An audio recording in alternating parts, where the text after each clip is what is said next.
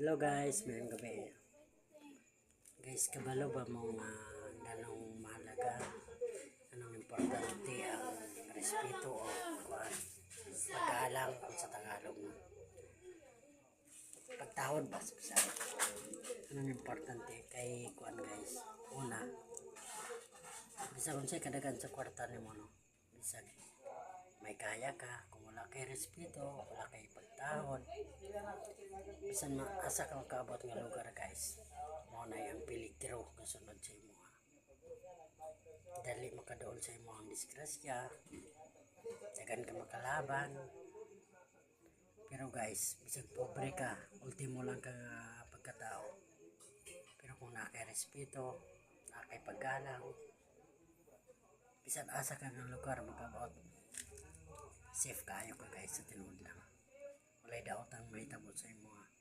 Kay bisan bata, di ko lang makikamigo sa imo ha. Tungod kay makita nila sa imo ha, kabalo kang respeto o magtawad sa ila ha. Sige guys, thank you for watching guys. Salamat sa pagsuporta sa akong mga video guys. God bless sa inyong tanan.